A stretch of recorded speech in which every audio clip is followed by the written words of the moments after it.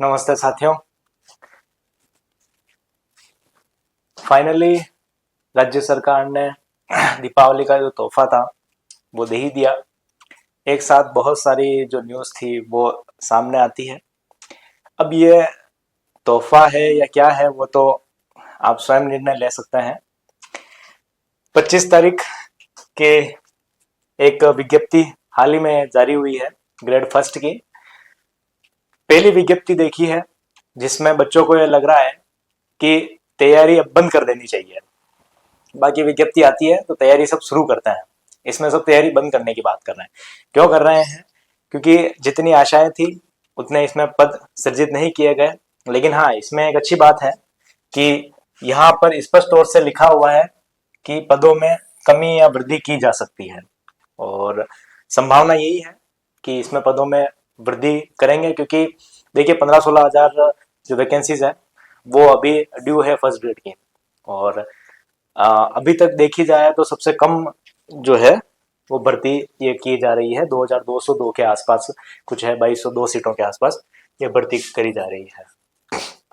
अब क्या इसमें पात्रता है, क्या बात है? जैसे कि हिंदी की बात करें तो 350 सीट है, इंग्लिश की 325 सीटें हैं, संस्कृत की 64 सीटों के आसपास आई है। ये पीडीएफ आपके पास वैसे होगी ही, लेकिन हम एक सामान्य जनरल यहाँ पे आज बात करेंगे कि अब आपको क्या करना है और किस तरीके से जो अपनी पढ़ाई है वो सुचारू रखनी है। बैकवर्ड की जो इसमें सीटें आई हैं इसका मतलब ये है कि जो पहले के पद खाली रह गए हैं उसी को इसमें वापस ऐड किया गया है, तो वो इसमें बात है। राजस्थानी जो भाषा है उसमें 7 सीटें हैं, उसके बाद पंजाबी में 11, उर्दू में 26, और हिस्ट्री की बात करें तो सिर्फ 90 सीटें इस बार आई है। पॉलिटिकल साइंस में 225, और उसके बाद ही ज्योग्राफी में 210, इकोनॉमिक्स में 35, सोशियोलॉजी में 16, होम साइंस में 16, केमिस्ट्री में 36, वहीं फिजिक्स में 147, और मैथ्स में 153, बायोलॉजी में 67, कॉमर्स में 340, ड्राइंग में 35, म्यूजिक में 6, और फिजिकल एजुकेशन 37, कोच वगैरह। अब ये जो है एक एक पद सृजित की जा रही है।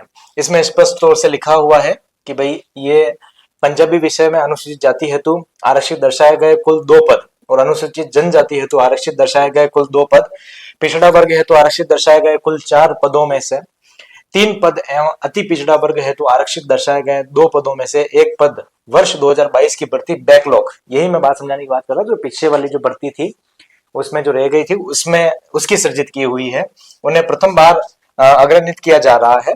उसके साथ में ही राजनीति विज्ञान विषय में अनुसूचित जाति हेतु आरक्षित दर्शाए गए कुल 54 पदों में से 39 पद एवं अनुसूचित जनजाति हेतु आरक्षित दर्शाए गए कुल 102 पदों में से 91 पद वर्ष 2022 की भर्ती के बैकलॉग हैं, जिन्हें प्रथम बार अग्रणित किया गया है। तो ये अलग अलग ग्रह विज्ञान, गणित, भौतिक विज्ञान, चित्रकला, संगीत, इसमें सभी ये जो बैकलॉग जो पद हैं उनको वापस सृजित किया गया है।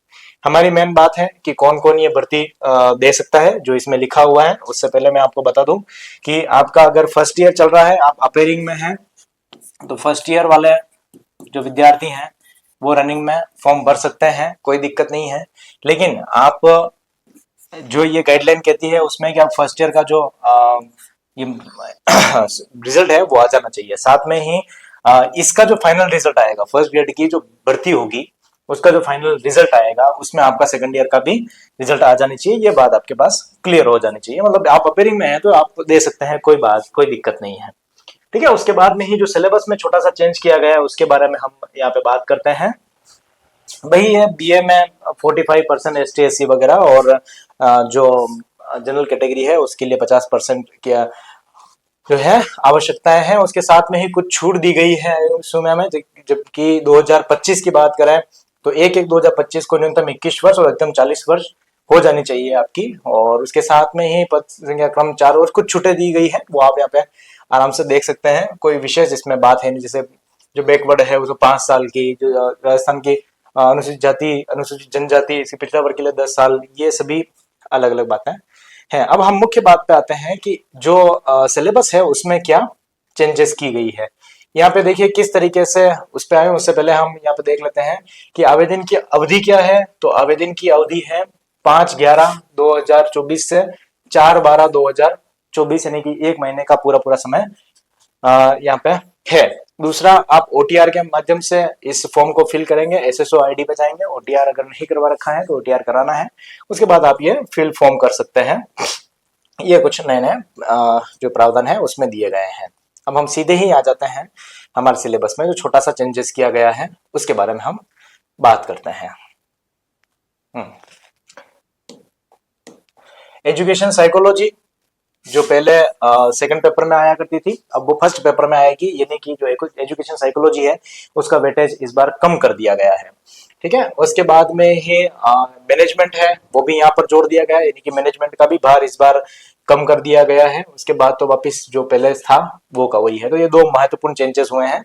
उसके बाद आर्ट एंड कल्चर वगैरह इसमें हटा दिया गया है, तो ये आपको विशेष ध्यान रखना है ना। बाकी तो सिलेबस लगभग लगभग वैसे ही है। अब हम मुख्य बात पे आते हैं कि अब हमें क्या करना चाहिए। चल, ये भर्ती परीक्षा आ गई, और भर्ती परीक्षा के बाद में अब आपको क्या करना चाहिए उसके बारे में हम बात करते हैं। देखिए, एक सिंपल सी बात है कि ये जो निर्णय है वो आपको स्वयं को लेना है कि अब आपको लगातार फर्स्ट ग्रेड में ही लगे रहना है, या जो रीट पात्रता परीक्षा है या रीट की परीक्षा है, सेकंड ग्रेड की परीक्षा जो आने वाली है उसके बारे में हम बात करते हैं। एक यहाँ से बिल्कुल फंडा क्लियर हो जाता है कि जो अभी आचार संहिता लगी हुई है, ये जैसे विज्ञापन आया उसके बाद जो रीट पे जो असमंजस चल रहा था कि रीट की परीक्षा होगी या नहीं होगी जनवरी में, तो वो बिल्कुल क्लियर हो जाता है। दूसरा, साथ में ही एक बात और क्लियर हो जाती है कि आचार संहिता से कोई ऐसा विशेष कोई लेना देना नहीं है, और इसके साथ में ही आचार संहिता में कुछ परमिशंस के साथ में विज्ञप्ति जारी की जा सकती है और परीक्षाएं की जा सकती है। ऐसा पहले भी होता आ रहा है और इस बार भी संभावना है कि होगी। ठीक है, अब दूसरी बात यह है कि आपको जो दूसरी जो बात जितनी बातें हैं उसमें आपको नहीं पढ़ना है। अब आपको क्या करना है कि देखिए, अगर आप पहले से बात फर्स्ट, अगर आप पहले से इस भर्ती परीक्षा की तैयारी कर रहे हैं काफी लंबे समय से, ठीक है, तो आप उसमें निरंतर लग सकते हैं, कोई दिक्कत नहीं। अगर आप 1-2 नंबर से रहे हुए हैं या आपके कुछ कम ही नंबर रहे हैं और आपको विश्वास है कि हाँ मैं सीट निकाल लूंगा, तो आपको इसमें लगे रहना है। पहली बात तो ये। दूसरी बात ये कि अब अगर आपको लगता है थोड़ा भी 19-20 लगता है कि मुझे क्या करना चाहिए, इसमें आपको कॉन्फिडेंस नहीं है, क्योंकि आप अंतर्मन से पूछ सकते हैं। स्वर्णिम मौका है, बार बार ऐसी विज्ञप्ति आती नहीं है, और एक वित्त वर्ष में एक ही बार जो विज्ञप्ति है वो जारी होती है।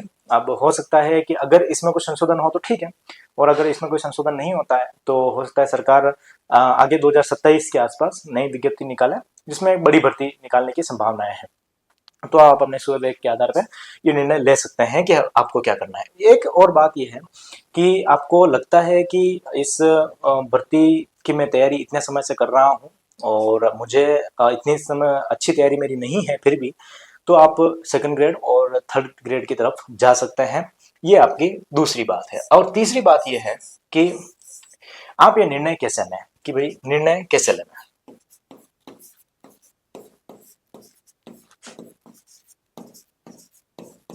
निर्णय कैसे लें, तो बहुत सिंपल सी बात, आपको क्या करना है, फिर भी नहीं समझ में आ रहा है। देखिए, अचानक से भर्ती परीक्षा आई, आप इसके लिए तैयार भी नहीं थे, कोई भी इसके लिए तैयार नहीं था और आशा के अनुकूल नहीं आई।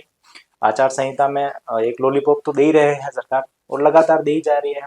अब ये बात समझ में नहीं आ रही कि सरकार करना क्या चाहती है, कि सरकार भर्ती के लिए प्रोत्साहित करना चाहिए या हतोत्साहित करना चाहिए, ये सरकार को समझ में नहीं आ रहा है। दूसरी बात यह है कि सरकार को वहां बैठे बैठे नहीं पता चलेगा कि आपकी स्थिति क्या है, इसलिए जो निर्णय है वो आपको स्वयं को लेना है। अब आपको फिर भी ये लगे कि निर्णय कैसे लें, तो आप 1-2 दिन रुकिए, आराम से तसल्ली से सोचिए कि क्या करना है, आपके अंतर्मन में क्या बात आती है। उसके लिए फिर भी आपको नहीं समझ में आता है तो आप क्या कर लें, 5 मॉडल पेपर, जो 5 पेपर है वो आप सोल्व कर लीजिए। ये सोल्व करने के बाद में आपको आपकी स्थिति का पता चल जाएगा कि आप कितने पानी में हैं और कितना ऊपर हैं। अगर आपका स्कोर अच्छा रहता है, अगर आपका स्कोर अच्छा रहता है तो बेशक आपको फर्स्ट ग्रेड की तरफ जाना चाहिए। दूसरा, अगर आपको स्कोर थोड़ा भी ऐसा लगता है कि आप 80% के आसपास मान के चलिए, 65 के आसपास हर बार मेरिट रहती है, क्योंकि इस बार सीटें कम है तो हो सकता है मेरिट बढ़े। तो अगर आपके पेपर में थोड़ा सा भी कुछ डाउनफॉल होता है तो आपको सेकंड ग्रेड की तरफ या थर्ड ग्रेड की तरफ मूव ऑन हो जाना चाहिए। तो ये रही फर्स्ट ग्रेड की बात। अब आपको क्या करना है, इसमें पूरी मैं बात क्लियर कर दी। तो आपको क्या करना है, ये निर्णय आप 3 बिंदुओं के माध्यम से समझ सकते हैं। फिर भी आपको कुछ समझ में नहीं आता है तो आप कमेंट बॉक्स में अपना क्वेश्चन छोड़ सकते हैं।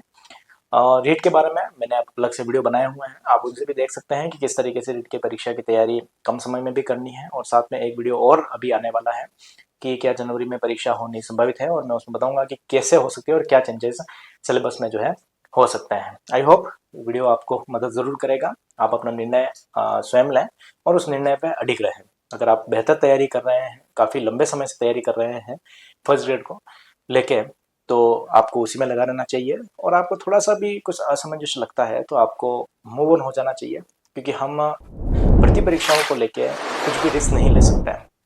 आई होप ये वीडियो पसंद आया होगा। अगर आप इस चैनल पर नए हैं तो सब्सक्राइब जरूर करें, और जो नया वीडियो आने वाला है उसके बारे में ही बेल आइकन को जरूर दबाएं ताकि ये नया वीडियो आपको जल्द से जल्द मिल जाए। धन्यवाद।